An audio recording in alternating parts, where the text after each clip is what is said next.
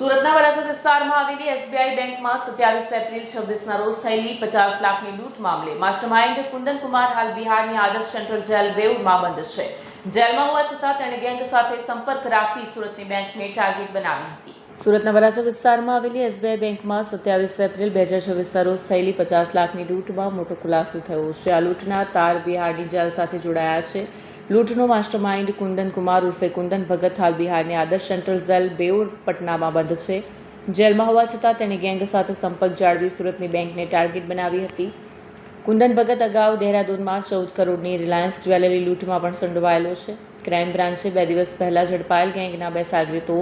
શુભમ અને વિકાસને યુપીથી સુરત લાવી છે। ગુનાની ગંભીરતા જોતા સુરત ક્રાઇમ બ્રાન્ચે 7 પીઆઈ અને 100 પોલીસ જવાનોની ટીમો બનાવી હતી। 1000થી વધુ સીસીટીવી તપાસતા લૂંટમાં વપરાયેલી 3 બાઇક પર નકલી નંબર પ્લેટ હોવાનું ખુલ્યું। ટેકનિકલ સર્વેલન્સથી પોલીસે યુપીમાંથી શુભમ કુમાર ઠાકોરને અયોધ્યા ઝડપ્યો।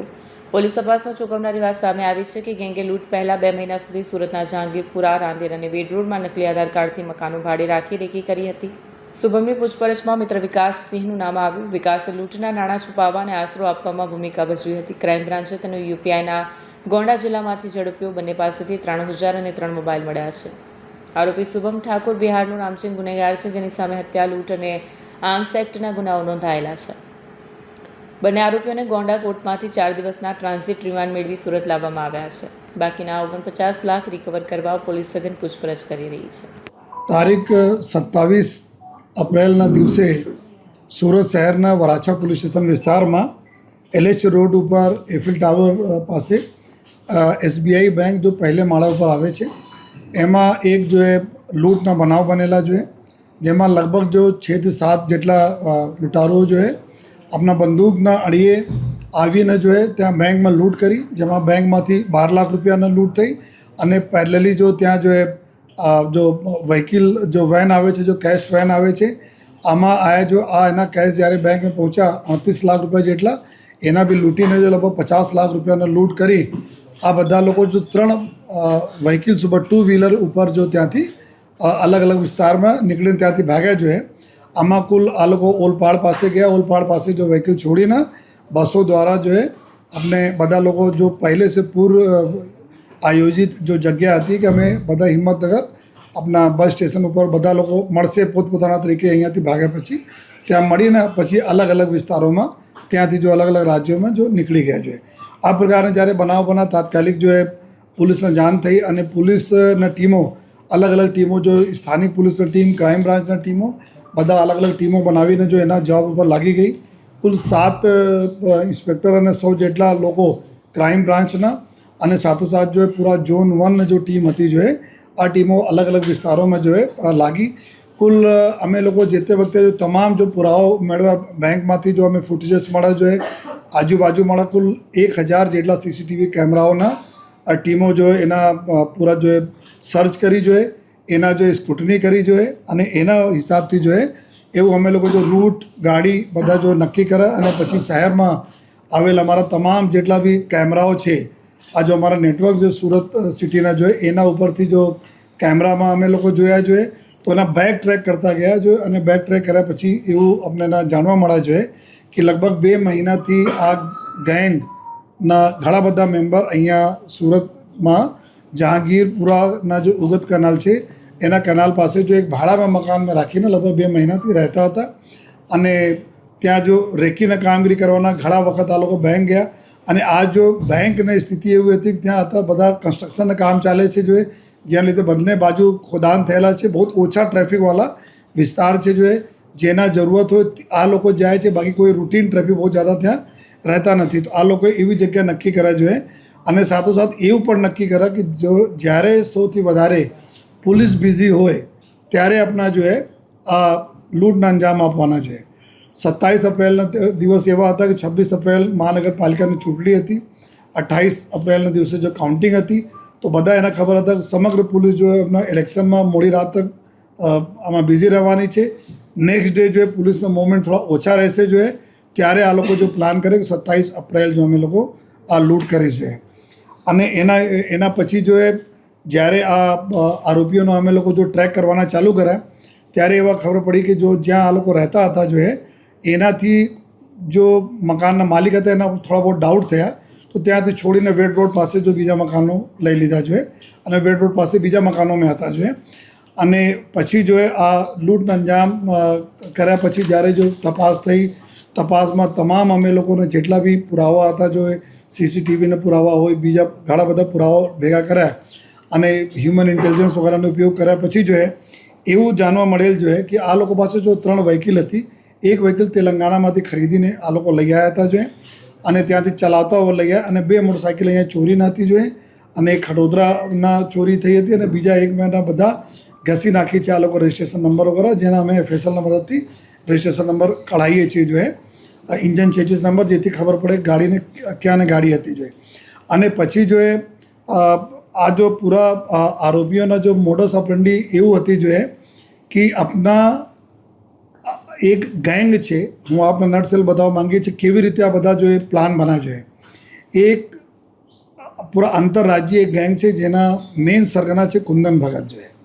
આ કુંદન ભગત અત્યારે પટનાના બેઉર જેલમાં સિરિયસ ગુનાઓમાં જો જેલમાં છે જોઈએ અને આ જ ગેંગના જો સરગના જો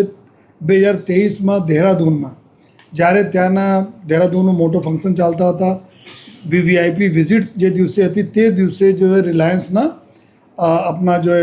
જ્વેલરી શોપમાં જો આ લોકો લૂંટ કરી હતી 13 કરોડ રૂપિયાના લૂંટ થઈ હતી જો અને આ જ ગેંગના અમુક સાગરીત અહીંયા સુરતમાં જો રહેતા હતા જો આ લોકો એવું નક્કી કર્યા કે જેટલા બી લોકો આ પ્રકારના ગુનાઓમાં સામેલ હોય અલગ અલગ જેલોમાં એકબીજા સાથે કોન્ટેક્ટમાં આવ્યા હોય આ લોકોને કોન્ટેક્ટ કરીને ત્યાંથી અહીંયા સુરત મોકલવાના ચાલુ કર્યા જોઈએ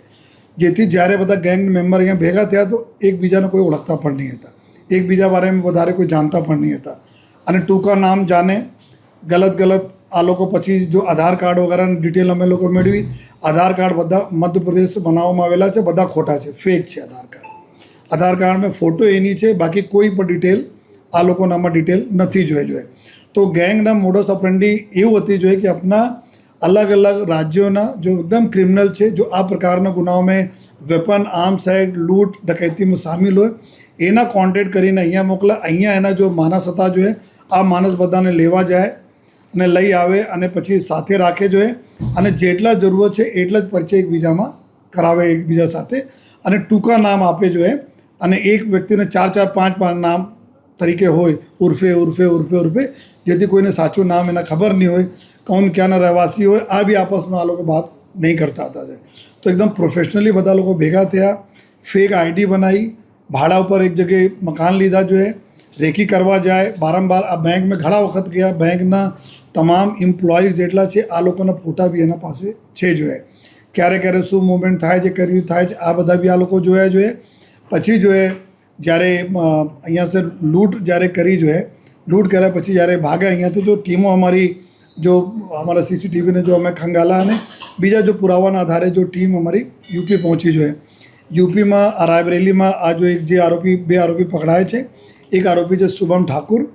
અને એક બીજા છે વિકાસ સિંહ રાજપૂત जो શુભમ ઠાકુર છે આ આરોપી અહીંયા ક્રાઇમ કરવા માટે બેંક ડકૈતીમાં સામેલ હતા જો આ અહીંયા તો રાયબરેલીમાં એક દુકાન છે કાપડની દુકાન ચલાવે છે નાની દુકાન છે એની જો ત્યાં ગયા ત્યાંથી પછી જો એના ખબર હતી કે પોલીસ ટીમ પાછળથી તુરંત જગ્યા ડેલી જગ્યાઓ ચેન્જ કરે તો રાયબરેલી 3 માણસ ગયા જોઈએ જો જેટલા બી 7 વ્યક્તિઓ જો લૂંટ કરવા આવ્યા હતા આમાં 3 લોકો રાયબરેલી ગયા જોઈએ રાયબરેલીમાં એક દિવસ રોકાયા બાકી 2 માણસો ત્યાંથી અલગ થઈ ગયા આ શુભમ ત્યાંથી ચેન્જ કરીને આપણી જગ્યા ગોંડા ગયા જોઈએ પછી ગોંડા से પછી ત્યાં અયોધ્યા ગયા જોઈએ અને અયોધ્યા પાસે જ અમારી ટીમે જે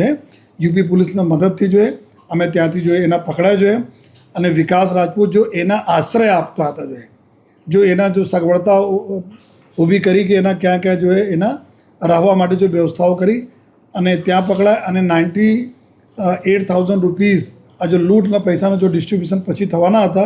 एमां अत्यारे खर्चा पेटे जो एना ऑनलाइन 98,000 रुपीज़ जो शुभमना मळा जेनाथी 93,000 रुपीज़ एना पासेथी रिकवर करवामां आवेला छे 3 मोबाइलो रिकवर करवामां आवेला छे आ 2 आरोपीओ जो अपने पासे लई आया तो विकास एना आश्रय અત્યાર સુધી જો પુરાવા મળ્યા છે તપાસમાં એના આશ્રય આપવામાં અને પછી જો શુભમ છે શુભમના ઉપર 2 ગુનાઓ દાખલ થયેલા છે એક આર્મ્સ એક્ટના ગુના છે બીજા એના ઉપર જો બિહારમાં બ્રહ્મપુરા પોલીસ સ્ટેશનમાં મર્ડરના ગુના દાખલ થયેલા છે લૂંટ સાથે જોઈએ. તો આ પ્રકારના આ ક્રિમિનલ છે. અત્યાર સુધી અમે લોકોને બીજા બી કરીબ આના સિવાય જો 7 જેટલા બીજા આરોપીઓનો બી અમારા લોકોના તપાસમાં ખોલા છે, જેના પાછળ અમારી ટીમ અલગ અલગ રાજ્યોમાં અમારી ટીમો અત્યારે કામ કરી રહી છે સ્થાનિક પોલીસના મદદથી જોઈએ. અને અત્યારે જો અમે જો તપાસમાં બીજા જેટલા પુરાવા મળતા જાય છે, એના આશ્રય કોણ આપતા હતા, કેવી રીતે લીડ હતી, એના ઉપર પોલીસની ટીમ કામ કરી રહી છે, ક્રાઇમ બ્રાન્ચની ટીમ. લેકિન એટલા છે કે જો આ કુંદન ભગત જે છે, આ બધા આ જ પ્રકારના જો અત્યારે જો બેઉર જેલ પટનાના જેલમાં છે અને એના ઉપર જો સિરિયસ વેપનના ગુના અને ડકૈતીના ગુનાઓ જોઈએ, બીજા આર્મ્સ એક્ટના ગુનાઓ, આ પ્રકાર ઘણા બધા ગુનાઓ એના ઉપર દાખલ થયેલા છે. એના બી ટીમ અમારા જો ટ્રાન્ઝિટ રિમાન્ડ ઉપર જોઈએ લેવા માટે બી ક્રાઇમ બ્રાન્ચની ટીમો બિહાર ગઈ છે જોઈએ. જો એના ટૂંક સમયમાં લઈને આવશે અને ફર્ધર જોઈએ જેટલા બી જો આરોપીઓ છે એના ઉપર બી ટીમો અમારી કામ કરી રહી છે. અત્યાર સુધી લગભગ 100થી વધારે માણસો અને 7 અમારી અલગ અલગ ટીમો અન્ય રાજ્યોમાં કામ કરી રહી છે. અને ટૂંક સમયમાં બધા આરોપીઓનો ધરપકડ થશે અને બાકીના જેટલા મુદ્દા માલ છે એના બી રિકવરી કરવામાં આવશે.